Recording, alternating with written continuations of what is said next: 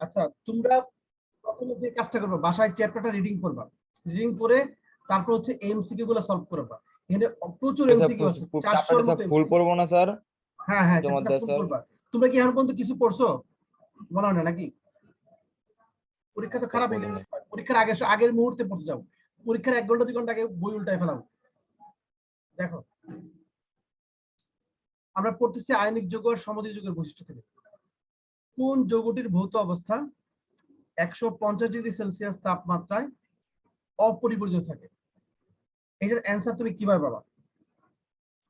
এখানে লেখা আছে কি বলতো, হেডিংটা আয়নিক ও সমযোজী যৌগের বৈশিষ্ট্য। আমি পৃষ্ঠা নাম্বার 100 এমসিকিউ সলভ করছি, মানে পৃষ্ঠা নাম্বার 100 তে যে টপিক আছে তার উপর বেস করে। এখানে দেখো 4টা যৌগ আছে। এটা একটা আয়নিক যৌগ, এটা একটা আয়নিক যৌগ, এটা চিনি সমযোজী যৌগ। তার মধ্যে কোন যৌগটার বেশি বলতো, গলনাঙ্ক স্ফুটনাঙ্ক বেশি, বলতে পারবা?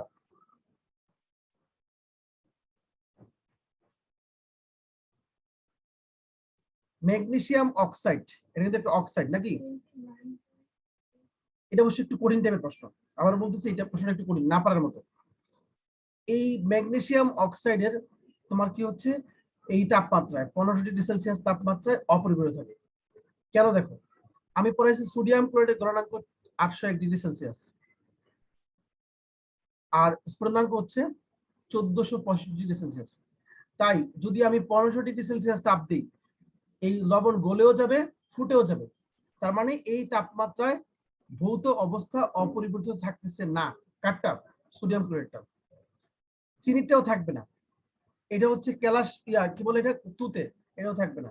ম্যাগনেসিয়াম অক্সাইড একটা অক্সাইড, যদি একটা গ্যাসকে তাপ দেওয়া হয় তাহলে তার কি ভৌত অবস্থা চেঞ্জ হবে? সে তো গ্যাসই থাকবে নাকি? এখানে বলা হচ্ছে কোন যৌগটির ভৌত অবস্থা অপরিবর্তিত থাকবে। এটা একটু ক্রিটিক্যাল প্রশ্ন, আবার বলতেছি। এটা হচ্ছে ম্যাগনেসিয়াম অক্সাইড, তাই ভয় পাওয়ার মতো কিছু নেই।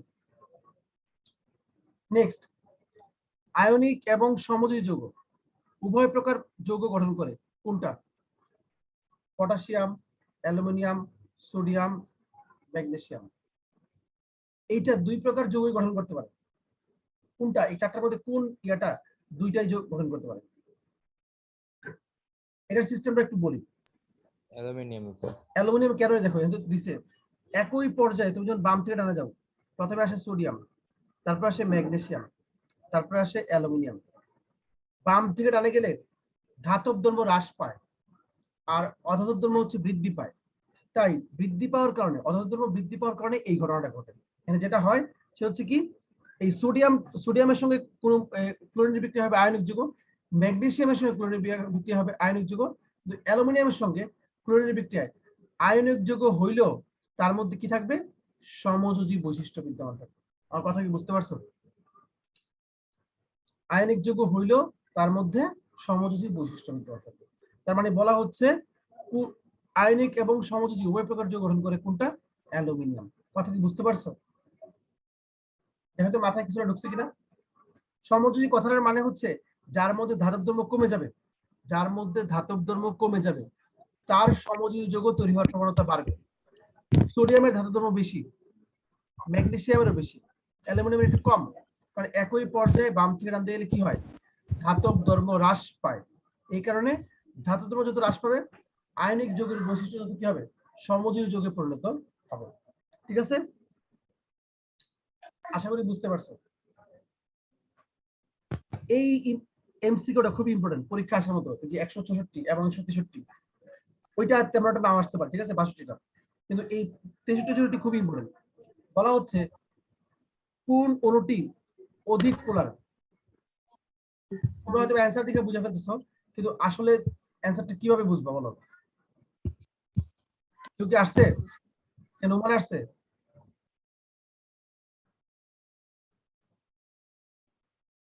না। আচ্ছা, এবার একটু খেয়াল করো, যেটা বলতেছি কোনটা অধিক পোলার। এখানে দেখো 3টা পোলার যৌগ আছে, 4টাই পোলার বলতে পারি, এই 3টাকে আমরা পোলার যৌগ বলি, কারণ এর মধ্যে গ্যাস বলে এটাকে আমরা পোলার যৌগ বলি না, কিন্তু এই 3টাই পোলার। তার মধ্যে দেখো প্রথম যৌগ হচ্ছে HCl, আচ্ছা HF, হাইড্রোজেনের তড়িৎ মান 2.1, কারো কারো মধ্যে 2.2, ফ্লোরিন হচ্ছে 4। তাহলে 4 - 2.1 বিয়োগ করলে কত আসে 1.9। পার্থক্য বেশি কোনটাতে? এটাতে। HCl এ কত হয় দেখো তো, ক্লোরিন হচ্ছে 3, তাহলে পার্থক্য হচ্ছে 3 - 2.1 ইকুয়াল টু হচ্ছে 0.9। আর এই H2O এর মধ্যে হচ্ছে তোমার অক্সিজেন 3.5 আর হাইড্রোজেন 2.1 বিয়োগ করলে হবে কত? বিয়োগ করলে হবে হচ্ছে এই 1.4। কার মান বেশি? পানিতে পানির মধ্যে 1.4 পার্থক্য। পার্থক্য যেটাতে বেশি সেটাতে পোলারিটি বেশি। আর HCl এর মধ্যে হচ্ছে 0.9 আর HF হচ্ছে 1.9। তাহলে পোলার কিন্তু তিনটাই। দেখো এখানে কোনটা বেশি? HF বেশি। রূপমের অ্যান্সার এখন ঠিক দিয়ে লাভ কি? তোমার জন্য আমি ধরি এক্সামে, তখন তো কিছু পারো না। আমরা এটা বুঝতে পারছি। এখানে দেখো তো এই চারটার মধ্যে কোনটা পোলার যোগ্য? এই যে 174 নাম্বার এমসিকিউ দেখো, কোনটি পোলার যৌগ? পেট্রোল পোলার যৌগ না। এখানে পেট্রোলে থাকে কার্বন আর হাইড্রোজেন। কার্বন আর হাইড্রোজেন দিয়ে গঠিত কোনো যৌগ পোলার যৌগ না। বেনজিনে থাকে কার্বন আর হাইড্রোজেন, এটাও পোলার যৌগ না। মিথেনে থাকে কার্বন আর হাইড্রোজেন, এটাও পোলার যৌগ না। কারণ কি? কার্বন এর তড়িৎ ঋণাত্মকতার মান 2.5, হাইড্রোজেন 2.1, বিয়োগ করলে আসে 0.4, যেটা হচ্ছে 0.5 থেকে কম। তার মানে এই তিনটার একটাও পোলার না। এসিড এর মধ্যে কি হয়? এসিড কোনটা বলতো? HCl একটা অ্যাসিড, H2SO4 একটা অ্যাসিড। এসিড এর মধ্যে তোমার পোলারিটি আছে, তাই এসিড এর মধ্যে প্লাস মাইনাস চার্জ সৃষ্টি হয়, তাহলে এসিড হচ্ছে পোলার যৌগ। বুঝতে পারছো?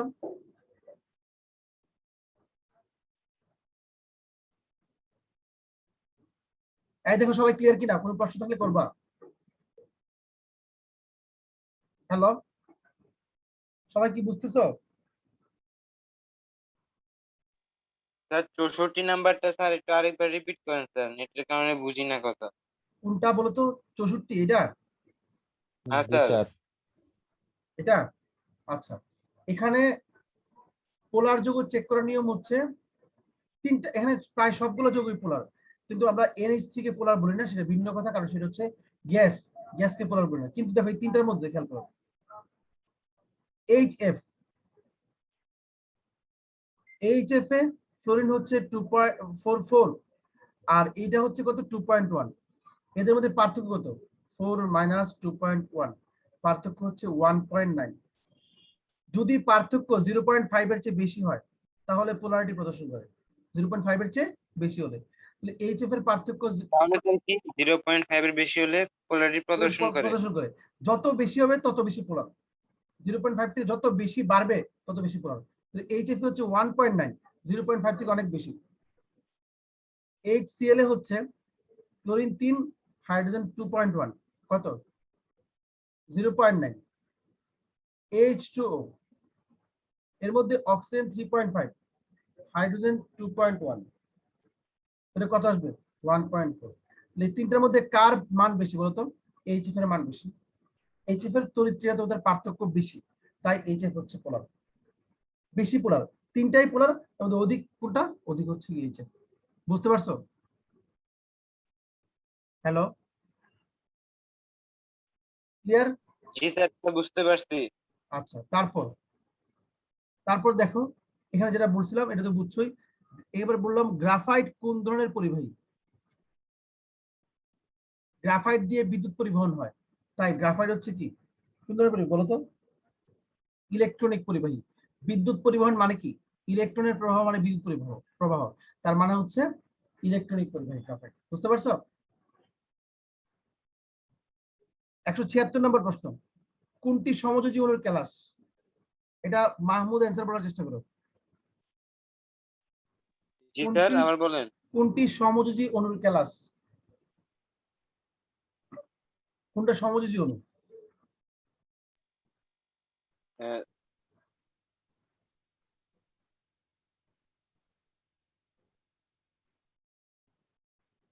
না পারলে সমস্যা নাই, আমি বুঝাই দিব, কিন্তু চেষ্টা করতে হতো। স্যার, ক বা খ এর ভিতরে আছে স্যার। ক বা খ এর ভিতর শিওর তুমি নাকি? আর বাকিটা কি বলবা? আর কেউ বলতে পারবা?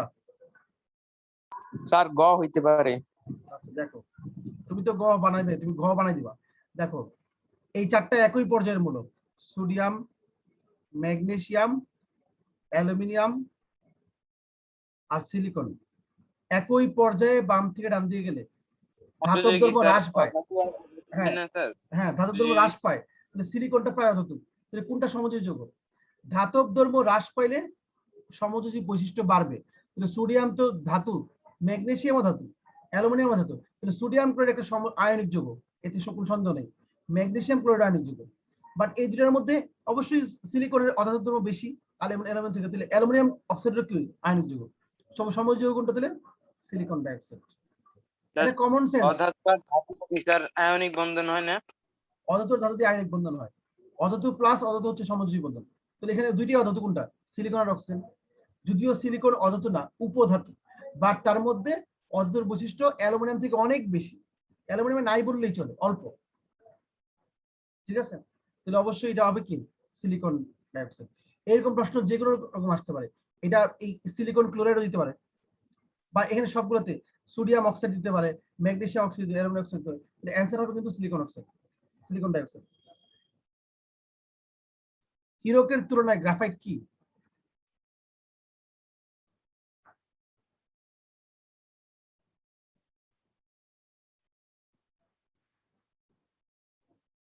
হ্যালো, জি স্যার। হীরকের তুলনায় গ্রাফাইট কি? বিদ্যুৎ পরিবাহী। বিদ্যুৎ পরিবাহী। গুড, ছেলে ভালো। কে সাইফুল, তোমার আম্মা ভালো আছে? জি স্যার, ভালো আছে।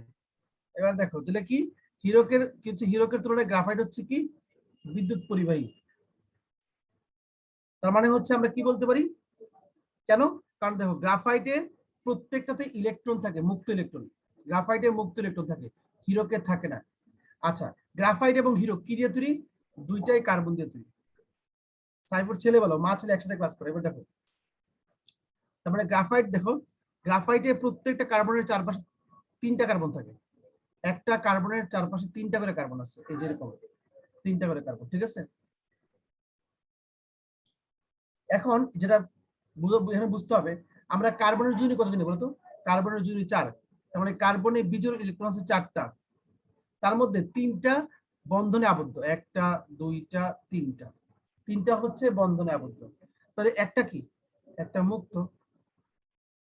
তার মানে পুরো গ্রাফাইটের মধ্যেই প্রত্যেকটা কার্বনের একটা করে মুক্ত ইলেকট্রন থাকে। এখানে গ্রাফাইট হচ্ছে বিদ্যুৎ পরিবাহী। আর হীরকে থাকে 4টা, একটা সঙ্গে কয়টা থাকে? একটা সঙ্গে থাকে 4টা, একটা দুইটা তিনটা 4টা। এই কারণে হীরক হচ্ছে কি বিদ্যুৎ অপরিবাহী। আমরা কি বুঝতে পারছি এটা? হীরকের প্রত্যেকটা কার্বন অপর 4টা কার্বনের সঙ্গে যুক্ত, তাই কোনো কার্বনের মুক্ত ইলেকট্রন থাকে না, কার্বনের কোনো মুক্ত ইলেকট্রন থাকে না, তাই হীরক হচ্ছে বিদ্যুৎ অপরিবাহী। এবার দেখো এখানে সেম প্রশ্নের পরের প্রশ্নটা কি দিচ্ছে, হীরকে প্রতিটি কার্বন পরমাণু কতটি কার্বনের সঙ্গে যুক্ত? হীরক বলছে, তাহলে কয়টার সঙ্গে যুক্ত? তুহিন বলো তো, তুহিন, তুহিন তুমি কি জয়েন করে ঘুমাইতেছ? এই লোকমান আছো? লোকমান, লোকমানের বাচ্চা দেখছো ক্লাস জয়েন করে নেই? স্যার কি স্যার লোকমান কি স্যার ভাই দেয় নেই? না। আচ্ছা ইয়ে বলতে পারবা, মাহমুদ বলতে পারবা তো নাকি? আমি তো একটু আগে পড়ে গেল, কোনটা স্যার? এই যে 178 নাম্বারটা।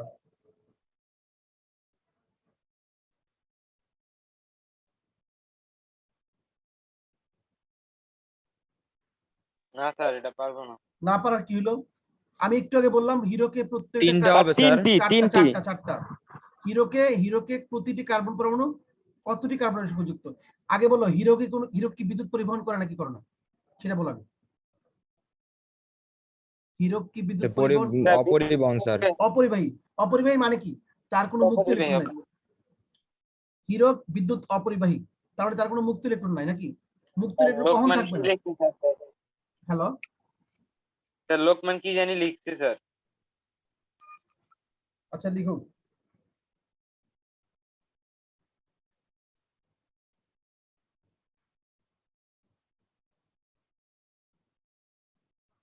ও লুকমান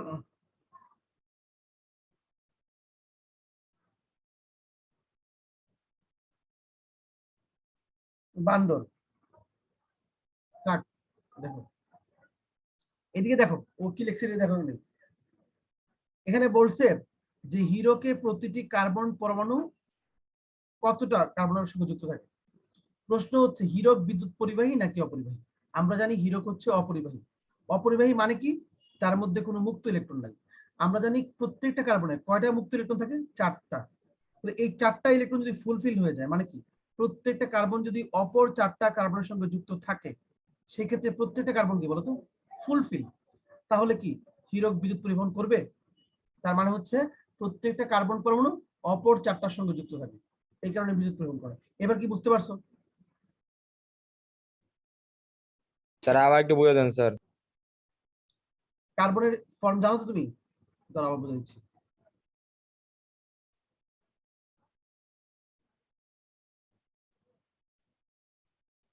সাইফার তুমি বুঝতেছো, কার্বন হচ্ছে 6,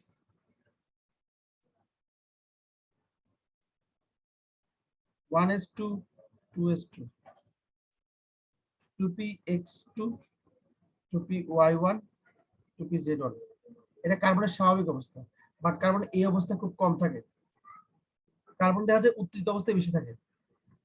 উত্তেজিত বললে কি অবস্থা হবে, 2s1 হবে, 2px1 হবে, 2py1 হবে, 2pz1 হবে। এই হচ্ছে অবস্থা। আর 1s2 তো হবে, এটা লিখলাম না, এটা আমার দরকার নেই মূলত এইটা। তাহলে বলতো কার্বনের কয়টা ইলেকট্রন থাকে, ইলেকট্রন হচ্ছে বিজোড় ইলেকট্রন 4টা থাকে। এখন আমরা নরমালি জানি যে হিরক বিদ্যুৎ অপরিবাহী আর গ্রাফাইট হচ্ছে বিদ্যুৎ পরিবাহী। হিরক কেন অপরিবাহী, আমরা এটা কেমিস্ট্রির একটা ব্যাখ্যা দিব। কেমিস্ট্রির ব্যাখ্যাটা হচ্ছে হিরক বিদ্যুৎ পরিবাহী, তার মানে হিরকে কোনো মুক্ত ইলেকট্রন নাই। কারণ আমরা জানি মুক্ত ইলেকট্রন থাকলে কি হয়, বিদ্যুৎ পরিবহন করে। তার মানে হিরকে কোনো মুক্ত ইলেকট্রন নাই। কেন নাই, কারণ হিরকে প্রত্যেকটা কার্বনের 4টা যে ইলেকট্রন আছে, এই ইলেকট্রনগুলো কি থাকে, যুক্ত থাকে কারো না কারোর সঙ্গে। তাহলে কার সঙ্গে যুক্ত থাকে, হিরক মানে কার্বন। প্রত্যেকটা কার্বন 4টা কার্বনের সঙ্গে যুক্ত। তাহলে একটা কার্বন যদি 4টা কার্বনের সঙ্গে যুক্ত থাকে এইভাবে, তাহলে ওর মধ্যে কি কোনো মুক্ত ইলেকট্রন আছে। যুক্ত হতে গেলে কি হতে হয়, যুক্ত হইতে গেলে তাকে অবশ্যই কি হতে হয়, মানে ইলেকট্রন গুলো শেয়ার করতে হয়। এই যে একটা বন্ড মানে 2টা কার্বনে 2টা ইলেকট্রন শেয়ার করছে। তার মানে প্রত্যেকটা কার্বনই তার সবগুলা ইলেকট্রন শেয়ার করে। তার মানে কোনো ইলেকট্রন মুক্ত থাকে না। এই কারণে হিরক হচ্ছে বিদ্যুৎ অপরিবাহী। তার মানে হিরকে প্রতিটি কার্বন পরমাণু অপর 4টার সঙ্গে বন্ধনে যুক্ত হবে। বলছি, এবার বুঝছো। জি স্যার। পরের কোশ্চেন, অধাতু হলেও বিদ্যুৎ সুপরিবাহী কোনটা। মানে সাধারণত ধাতুগুলো বিদ্যুৎ সুপরিবাহী হয়, আর অধাতু হয় বিদ্যুৎ অপরিবাহী। কিন্তু এখানে অধাতু হওয়া সত্ত্বেও বিদ্যুৎ সুপরিবাহী কোনটা। অ্যান্সার হচ্ছে কার্বন। কেন, কপার ধাতু, অ্যালুমিনিয়াম ধাতু, আর এই যে ধাতু আর অধাতু আছে 2টা, ক্লোরিন আর হচ্ছে কার্বন। কিন্তু কার্বন হচ্ছে বিদ্যুৎ পরিবহন করে। কার্বনের সব কার্বন না, কার্বনের মধ্যে যেটা গ্রাফাইট, বুঝতে পারছো। তার মানে তাহলে কার্বনে তো গ্রাফাইট আছে, তার মানে হচ্ছে হিরক হিরক না করলেও গ্রাফাইট করে। তার মানে হচ্ছে কার্বনের কোনো না কোনো একটা করে। তো আমরা কি বলবো, কার্বন হচ্ছে বিদ্যুৎ পরিবাহী। এবং কার্বনই একমাত্র অধাতু যারা বিদ্যুৎ পরিবহন করে, আর কোনো অধাতু বিদ্যুৎ পরিবহন করে না।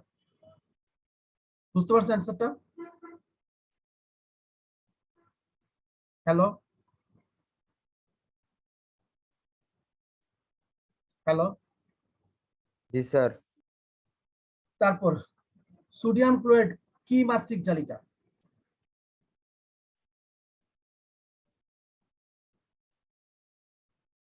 অ্যান্সারটা কি হবে, আমরা কিন্তু সোডিয়াম ক্লোরাইড ত্রিমাত্রিক হবে না। ত্রিমাত্রিক আমরা কিন্তু এটা পড়াইছি।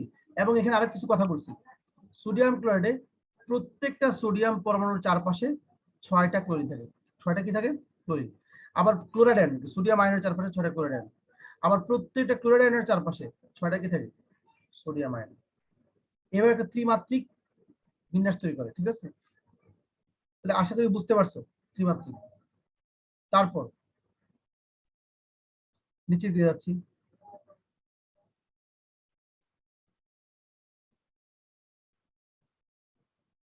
নিচের কোনটি অপোলার? পোলার অপোলার চেনার সিস্টেমটা আমরা জানি। কোন যৌগটি অপোলার? কোনটি অপোলার কোনটি পোলার বলতে পারবা?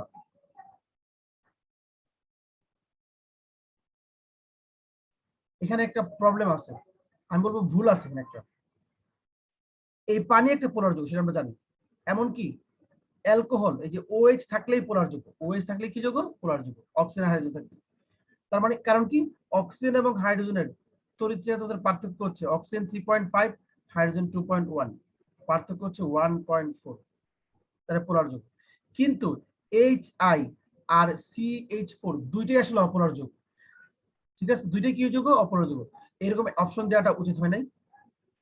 ওরা হয়তো বা এটা বোঝাবে। কেন বোঝাবে? কারণ তোমাদের বইয়ে আছে হচ্ছে CH4।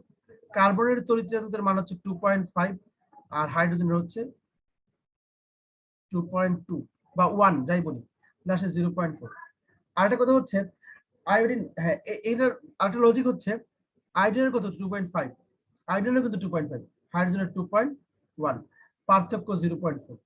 দুইটারই কিন্তু পার্থক্য 0.4, দুইটাই অপোলার। তার মধ্যে বেশি অপোলার হচ্ছে নিচেরটা।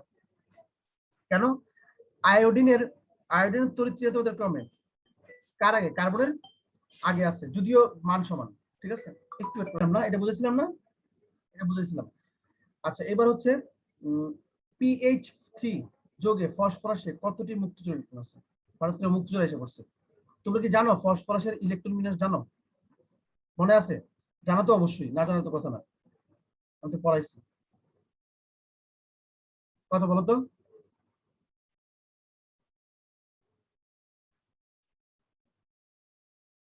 স্যার রেকর্ডিংটা একটু দিয়ে দিন হোয়াটসঅ্যাপে। কে নোমান, ঘুমাইছিলা? হ্যাঁ দিয়ে দিব। না স্যার ঘুমাই নাই স্যার, মানে ফোন ছিল না স্যার। আচ্ছা ঠিক আছে। P15 এর ইলেকট্রন বিন্যাস কি? 1s2, 2s2, 2px, sorry 2p6, 3s2, 3px1, 3py1, 3pz1। এখানে কয়টা ইলেকট্রন আছে বলতো? 3টা। যুক্ত হবে কার সঙ্গে? হাইড্রোজেনের সঙ্গে। তার মানে ফসফরাসের টোটাল ইলেকট্রন 5টা। শেষ কক্ষ বলে দেখো 3 আর 2, যে 2, 3s2। 5টার মধ্যে একটা জোড়া আর 3টা হচ্ছে বিজোড়। এই 3টার সঙ্গে 3টা হাইড্রোজেন যাবে। এই হাইড্রোজেন, এই হাইড্রোজেন, এই হাইড্রোজেন। তা কি বোঝা যাচ্ছে বলতো? ফসফরাসে এক জোড়া মুক্তজোড় ইলেকট্রন আছে আর হাইড্রোজেনের তো নাই।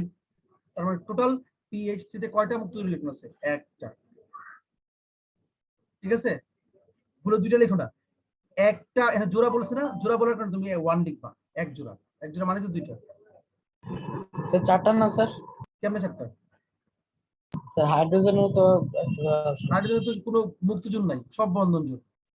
এই যেগুলো বন্ধন জোড়, একটা ফসফরাস থেকে আসছে, একটা হাইড্রোজেন থেকে আসছে, একটা হাইড্রোজেন থেকে একটা ফসফরাস থেকে, একটা হাইড্রোজেন থেকে একটা ও ফসফরাস। স্যার। ঠিক আছে, আচ্ছা ক্লিয়ার এটুকু? Next.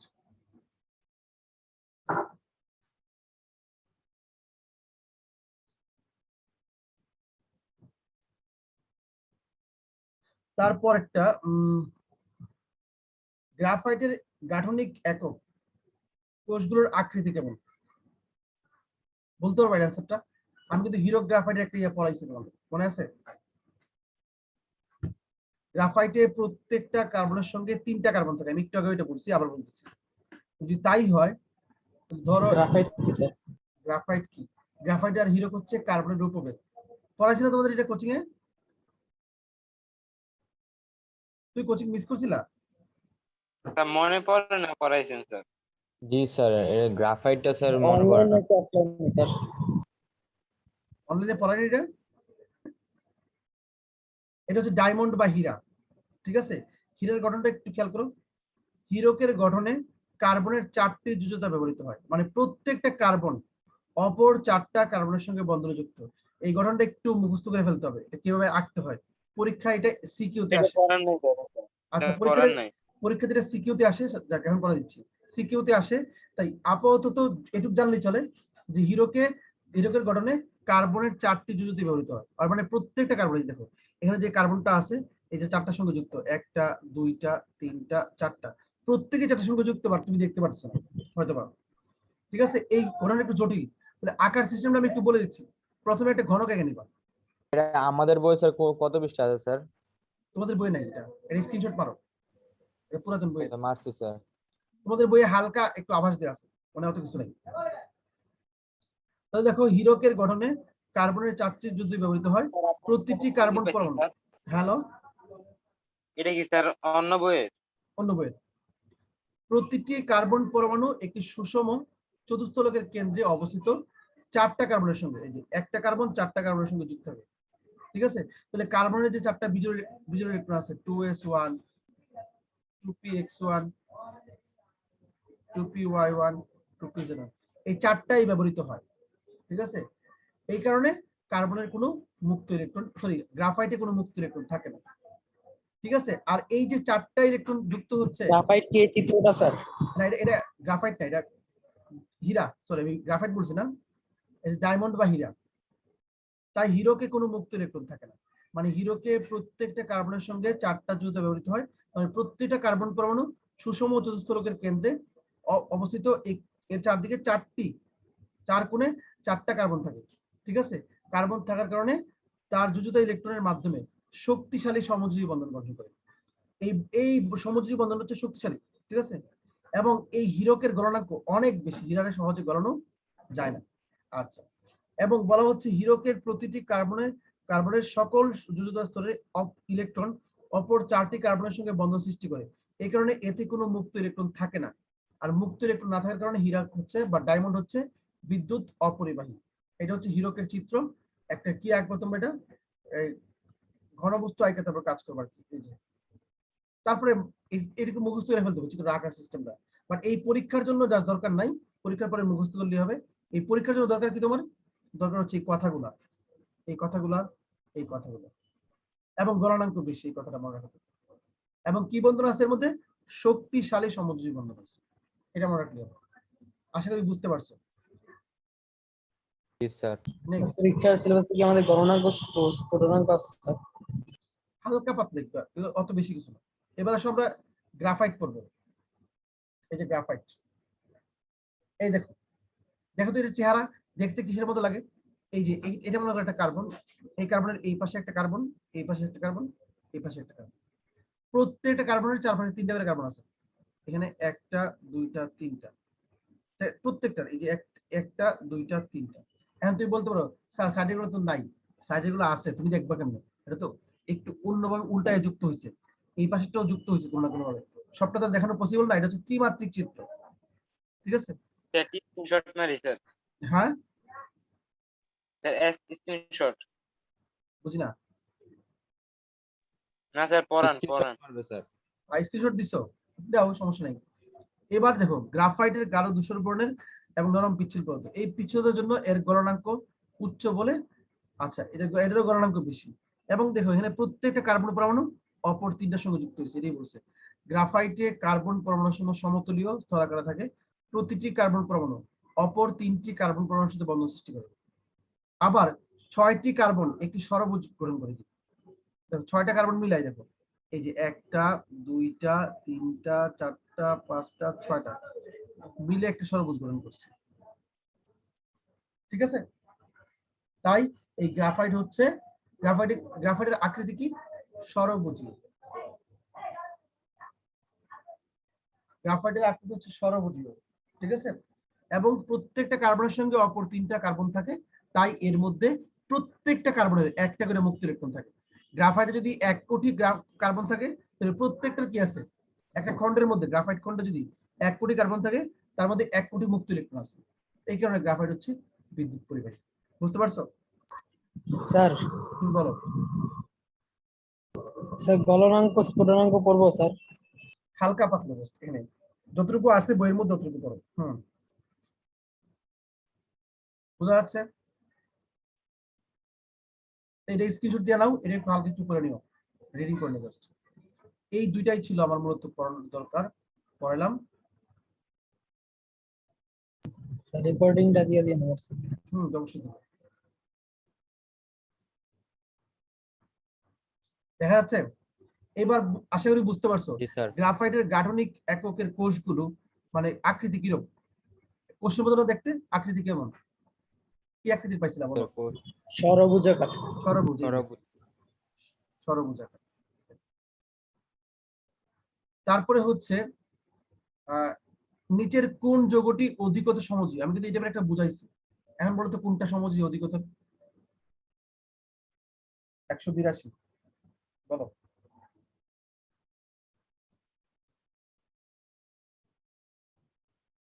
Sir, PCl3. Sir PCl3, SiCl4। SiCl4 clear. এখানে দেখো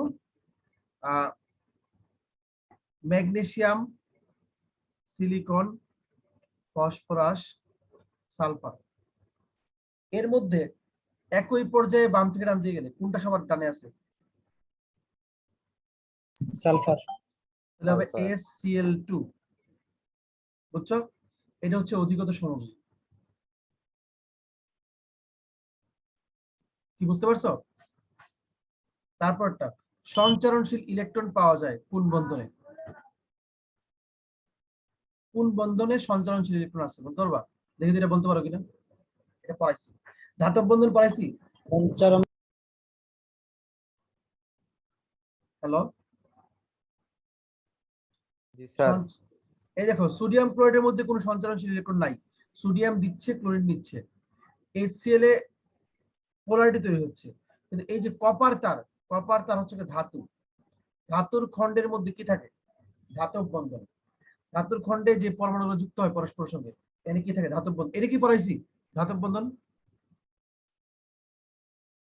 না স্যার। আর না হয় আজকে গিয়ে ভিডিও দেখে নিবা, এর মধ্যে ইউটিউবে আছে ভিডিওটা, একটু দেখে নিবা খুঁজে। স্যার ভিডিওটা একটু দেখে। ধাতব বন্ধন হেডিং এ আছে, তোমাদের দিছিও মানে গ্রুপে, তোমরা আসলে পড়ো না, বুঝছো? এটা সমস্যা, শেষ করতে পারিনি বলে আমি এইটা মনে পাঠাই দিছিলাম, নাকি পড়াইছিলাম, তোমরা ছিলা কিনেছিলেন আল্লাহ জানে, কে ছিলা কে ছিল। এখানে কপার ধাতব তার, বন্ধন পড়ার নাই স্যার আমাদের, আচ্ছা ঠিক সরাসরি আছে, ভাই আছে। তাহলে এই সঞ্চারণশীল ইলেকট্রন কি স্যার? সঞ্চারণশীল ইলেকট্রন মানে হচ্ছে যে ইলেকট্রনটা সবসময় মানে কি করে চলাচল করে, মানে একটা খণ্ডের মধ্যে সে চলাচল করে, এক জায়গা থেকে যে যায়, সেটা কোনো পরমাণুর অধীনে থাকে না, এটাকে বলা হয় সঞ্চারণশীল ইলেকট্রন। বুঝতে পারছো? জি স্যার।